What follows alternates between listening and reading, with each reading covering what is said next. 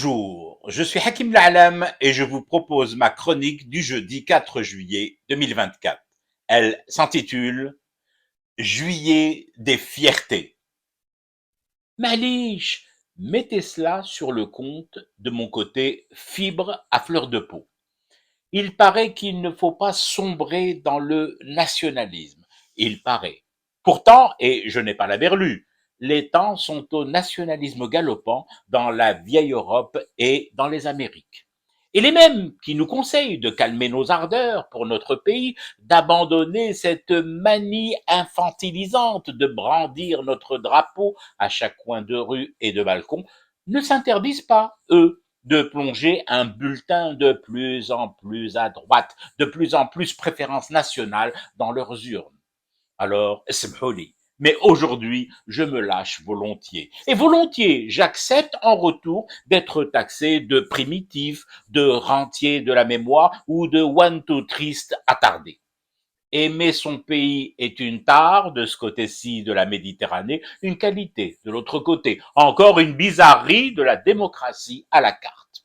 Oui, je me lâche. Je me lâche de bonheur non dissimulé et encore moins bridé de voir ces centaines d'engins, de chantiers, ces camions et autres matériels roulants et convoyés serpentant en procession géante et quasiment interminable vers les wilayas de Béchar et de Tindouf. De vrais engins, de vrais camions, de vraies excavatrices, de vraies pelleteuses, de vraies bétonnières, du matos de vrai, je le dis gracieusement pour les accros au virtuel qui voient à chaque pas accompli par l'Algérie l'œuvre illusoire de l'IA, l'intelligence artificielle.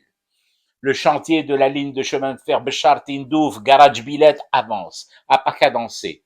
Œuvre gigantesque que les corbeaux, sur leur médisance perchée, nourris au fromage qui pue et bourrés aux hormones du RMI et de la pige troisième catégorie, celle d'indique de la piscine ou de la DGED marocaine, annoncée il y a quelques mois seulement encore comme impossible, onéreux, irréalisable ou carrément fake news. Pourquoi tu ne croises plus, volatile de malheur? En cette veille de 5 juillet, les routes vers Béchar, Tindouf et Garage Billet bruissent en chenilles studieuses, fourmis d'une activité de vie et d'avenir pour nos enfants.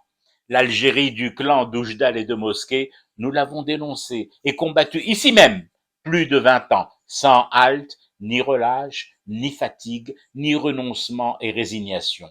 Oh, elle nous l'a bien rendue, elle qui nous a traînés dans les commissariats, prétoires, tribunaux et condamnés à de la prison ferme. Nous ne dénoncions pas notre pays, mais ce qu'en avait fait un clan prédateur à qui les clés du coffre avaient été remises. En ces temps-là, nous ne trouvions pas foule aux entrées et aux sorties de nos audiences et de nos peines cumulées, et nous devions nous accommoder de cet immense silence glaçant.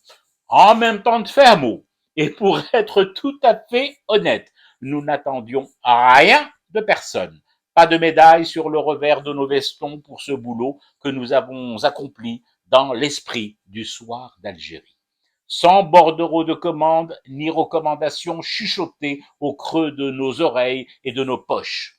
Nous n'avons pas touché de devise ni de mandat pour dire tout ce que nous pensions du régime des Bouteflika et de sa cour prédatrice. Pas de fanfare ni cadre à notre gloire.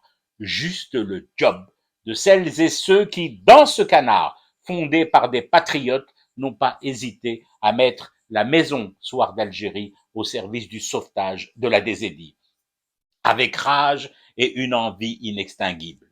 Je peux vous le dire aujourd'hui, c'est avec la même rage, mais victorieuse, et encore plus d'envie que je m'enorgueillis de ce chantier avancé, très avancé, vachement avancé de la ligne ferroviaire Béchar, Tindouf, Garage Billet.